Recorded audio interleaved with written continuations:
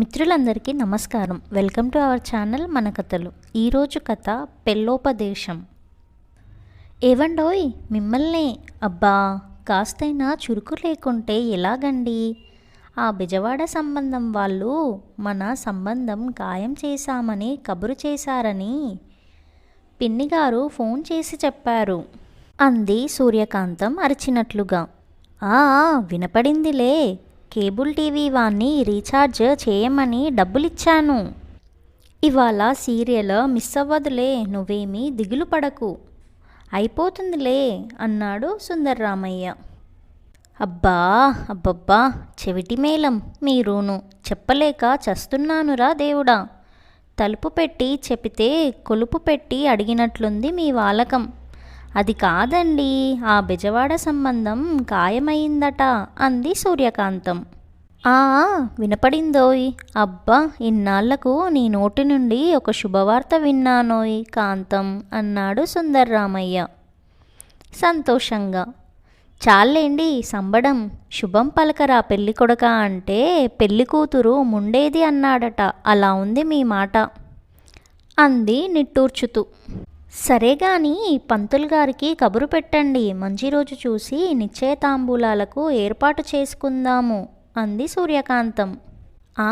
అలాగే, సాయంత్రం వచ్చేటప్పుడు లీటర్ పాలు తెమ్మనేగా, అలాగే తెస్తానులేవోయ్ అన్నాడు సుందర్రామయ్య. అయ్యా మహానుభావా, ఆ చెవిటి మిషన్ కాస్త చెవిలో పెట్టుకోండి మహాప్రభో, అరవలేక చస్తున్నా అంది కసురుకుంటున్నట్లు సూర్యకాంతం. ఇప్పుడు చెప్పబోయి. అదేనండి, పంతులు గారిని అడిగి ముహూర్తం పెట్టండి అన్నాను. అలాగే చేద్దాం. ఇంతకు మన వరాలేమంటుంది అడిగావా అన్నాడు సుందర్రామయ్య. చిన్నపిల్ల, దాని ముఖం దానికేం తెలుస్తుంది, మనమేమంటే అంత అంది కాంతం. సరే, శుభస్య శీఘ్రం, అలాగే కానిద్దాం అంటూ బయటికి నడిచాడు సుందర్రామయ్య. అమ్మా వరలక్ష్మి, విన్నావా? అంతా కలిసొచ్చే రోజొస్తే నడిచొచ్చే కొడుకొస్తాడంటే ఇదేనా తల్లి? బంగారం లాంటి సంబంధం, అదృష్టవంతురాలివి తల్లి అని అమ్మాయి తలపై చేతులు పెట్టి మెటికలు విసిరింది కాంతం. అమ్మా మరేమో చెప్పవే పిచ్చి తల్లి, చల్లకొచ్చి ముంత దాచడం ఎందుకు, చెప్పమ్మా అంది కాంతం. అమ్మా, మొన్న పెళ్లి చూపులకు వచ్చిన పెళ్లి కొడుకుకు పళ్ళు వంకరగా ఉన్నాయి, నాకు నచ్చలేదే అంది వరలక్ష్మి. అయ్యో రామా, అదేంటమ్మా పుసుక్కున అంత మాట అన్నావు? నవ్వితేనేగా పళ్ళు బయటికి కనిపించేవి. నిన్ను పెళ్లి చేసుకున్నాక జీవితంలో ఇంక నవ్వుతాడంటావా? అలా ఎన్నటికీ జరగదు, ఆ నమ్మకం నాకుంది. ఏం కాదులేమ్మా, వదిలేయ్ అంది కాంతం. మరి పెళ్ళికొడుకుకు తల మీద జుట్టే సరిగా లేదు, బట్టతలే, ఎలాగమ్మా అంది వరలక్ష్మి. చాలే సంబడం, పిచ్చి కుదిరింది, రోకలి తెచ్చి తలకు చుట్టమన్నాడట వెనుకటికెవరో, అలా ఉంది నీ వరుస. బట్టతల, జుట్టు ఉన్నా అది ఎప్పటికైనా మన చేతిలో రాలాల్సిందేనే. మీ నాన్నకు కూడా ముందు తల జుట్టు వత్తుగా ఉండేది, ఇప్పుడు చూడు జుట్టేమైనా మిగిలిందా? ఎలాగో పోయేదేగా, పోయే జుట్టు ఉంటే ఎంత లేకుంటే ఎంత చెప్పు. ఇది అంతేనే, నువ్వేం బాధపడకు తల్లి అంది కాంతం.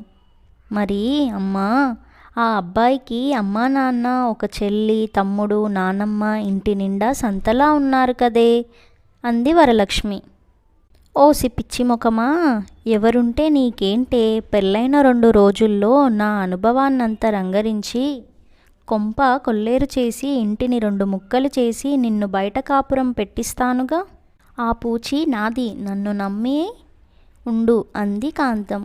మరి అమ్మా, ఆ అబ్బాయి వట్టి అమాయకంగా మరీ మెతకలా ఉన్నాడు కదే అంది వరలక్ష్మి. వెతకపోయిన తీగ కాలికి తగిలినట్లు వెతికి ఏరికోరి ఈ సంబంధం తెచ్చింది, అందుకేనే పిచ్చి తల్లి.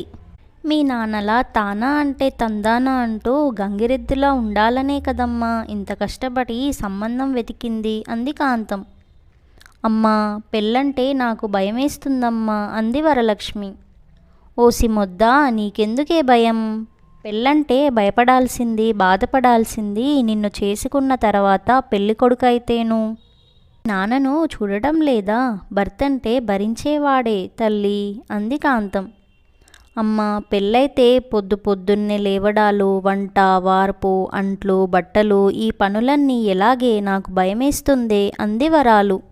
పిచ్చి తల్లి, ఇవన్నీ కొద్ది రోజులేనే, మెల్లగా ఇంటి పెత్తనమంతా నీ చేతికే వస్తుంది నాలాగా. తరువాత ఆ పనులన్నీ చాకచక్యంగా భర్తకు నేర్పించి నేర్పుగా ఎలా చేయించాలో ఆ వైనం నేను చెబుతానుగా. నాన్నను చూడటం లేదు అలా అన్నమాట.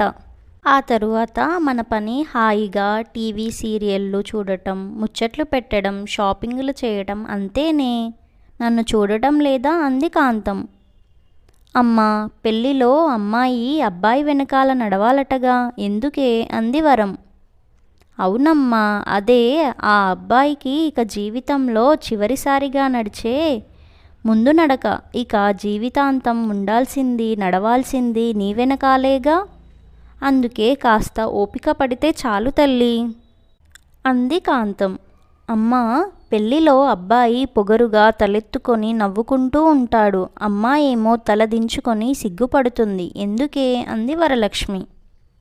హో అదా, పెళ్లి చేసుకున్నాక అబ్బాయికి ఇక జీవితంలో తలెత్తుకోవటం నవ్వడం జరగదని తెలియదుగా. అందుకే మనమే ఆ ఛాన్స్ అబ్బాయికి ఇస్తామన్నమాట, ధమాకా ఆఫర్ లాగా అంది కాంతం. అమ్మా, పెళ్ళిలో అమ్మాయిలు అబ్బాయి కాళ్ళు పట్టాలటగా అంది వరం. అవునమ్మా, నువ్వు ముందు ఎలా కాళ్ళు పట్టాలో అబ్బాయికి చూపిస్తావన్నమాట, అదే ట్రైనింగ్ లాగా. ఆ తరువాత అబ్బాయి జీవితాంతం చేయాల్సింది అదే పనేగా అంది కాంతం. మరి అమ్మా, ఉంగరాలాటలో ఎప్పుడు అబ్బాయిలే గెలుస్తారెందుకే అంది వరం. అవునమ్మా, నువ్వు ఆటలో ఎలా ఓడిపోవాలో అబ్బాయికి చక్కగా నేర్పిస్తావన్నమాట, అదే రిహార్సల్గా. జన్మలో ఇక ఏ ఆటలో నీతో పోటీపడి గెలవడు, ఇది నా గ్యారెంటీ తల్లి అంది కాంతం. మరేమో అమ్మా, అమ్మాయికి నక్షత్రాన్ని చూపిస్తాడెందుకే అంది వరం. అవునమ్మా, అది అరుంధతి అని, మన ఆడ నక్షత్రమే, అంటే మనమే అన్నమాట. ఇక జీవితాంతం ఎటు చూసినా అది పగలైనా రాత్రైనా మనం అబ్బాయికి పట్టపగలే చుక్కలు చూపిస్తాముగా, అందుకన్నమాట అంది కాంతం. అమ్మా, పిల్లలను కనడం, వాళ్ళను పెంచడం, అబ్బా చిరాకమ్మా అంది వరం. నీ ముఖం, టీవీలో సీరియల్స్ పెట్టుకున్న మాటే చాలు, ఇక కన్నామో లేదో తెలియకుండానే డెలివరీ అయిపోతుంది. ఆ తరువాత ఆ బాధ్యతంతా మీ ఆయనో వాళ్ళమ్మో లేదా పని మనిషో చూసుకుంటారే. ఇంత మాత్రానికి భయం ఎందుకు తల్లి అంది కాంతం. అమ్మా, మొగుళ్ళు తాగొచ్చి పిల్లాలను కొడతారంటగా అంది వరం. ఇంత ధైర్యమే, మన చేతిలో అప్పడాల కర్ర, వంటింట్లో గిన్నెలు, చెంబులు చూస్తూ ఊరుకుంటాయా?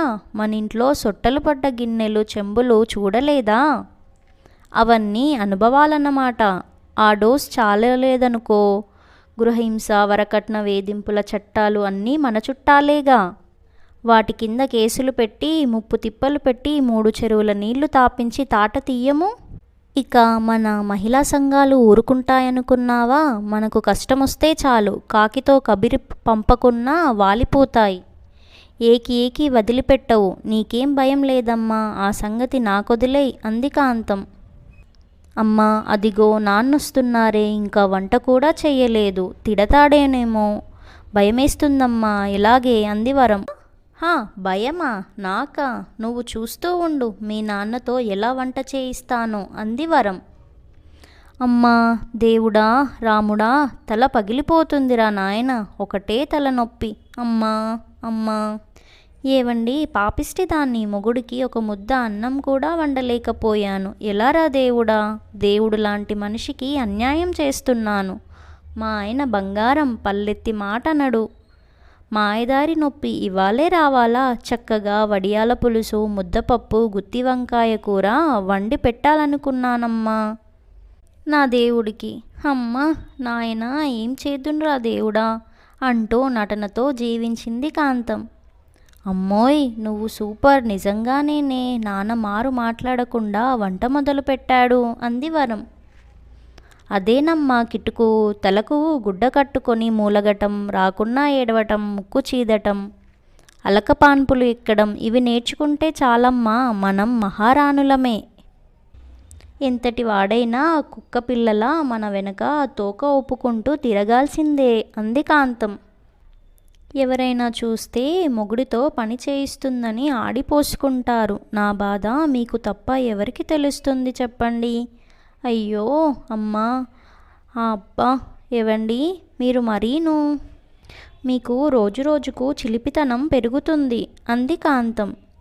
అమ్మా, మరి త్వరగా నా పెళ్లి చెయ్యవే, ఇవన్నీ విన్నాక ఎగిరి గంతెయ్యాలనుంది అంది వరలక్ష్మి సంతోషంగా. నా బంగారం అచ్చం నా పోలికే అంది కాంతం. సుందర్రామయ్య గారు మంచి మనిషి, ఆఫీస్లో చాలా సిన్సియర్ అనే పేరున్న తెలివైన వ్యక్తి. కానీ సూర్యకాంతం తన అక్క కూతురు. చిన్నప్పుడు సుందర్రామయ్య అక్క దగ్గరే పెరిగి ప్రయోజకుడయ్యాడు. అక్క కోరిక మేరకు సూర్యకాంతాన్ని పెళ్లి చేసుకున్నాడు. సూర్యకాంతానికి పుట్టుకతోనే హార్ట్లో చిన్న రంధ్రముందని తనను ఉద్వేగానికి లోను కానివ్వకుండా గాజు బొమ్మలా పెంచుకోవాలని డాక్టర్లు చెప్పారు. ఆ విషయం సుందర్రామయ్యకు చెప్పి సూర్యకాంతాన్ని సుందర్రామయ్య చేతిలో పెట్టి కనుమూసింది వారి అక్క. కాంతానికి తన జబ్బు సంగతి తెలియకపోవడం, అక్కకిచ్చిన మాటను నిలబెట్టుకోవడం కోసం సుందర్రామయ్య అన్నీ భరిస్తూ కాంతాన్ని కంటిపాపలా చూసుకుంటున్నాడు. భార్య ఏది చెప్పినా సరేననడం, ఆమె చెప్పిన పనులన్నీ చేయడంతో భార్య దృష్టిలో చులకన అయినాడు. కానీ అక్కకిచ్చిన మాట కోసం, కాంతం ఆరోగ్యం కోసం అన్నీ తెలిసినా ఏమీ తెలియనట్టు గరల కటునిలా భార్యను భరిస్తున్న మనసున్న మంచి మనిషి సుందర్రామయ్య.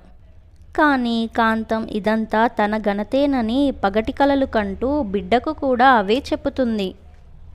కానీ జీవితంలో ఇవన్నీ సాధ్యం కానివని వరాలుకైనా త్వరలో తప్పక తెలియవస్తుంది. పెళ్ళంటే ఇద్దరు వ్యక్తులను, రెండు కుటుంబాలను ఏకం చేసే ఒక పవిత్ర బంధం. సంసారం అంటే భార్యాభర్తల ప్రేమ, అనురాగం, అన్యోన్యత, ఒకరి కోసం ఒకరు చేసే త్యాగం, ఒకరి కష్టాలు మరొకరు తెలుసుకొని గౌరవిస్తూ సాగించే ప్రయాణం. అంతేకాని ఒకరి లోపాలను మరొకరు వెతుక్కుంటూ ఒకరినొకరు కించపరుచుకోవటం కానే కాదు కదా. సమాప్తం. Thank you for watching. మీకు గనక ఈ వీడియో నచ్చినట్లయితే లైక్ చేయండి, కామెంట్ చేయండి and subscribe to our channel. అందరికీ ధన్యవాదములు.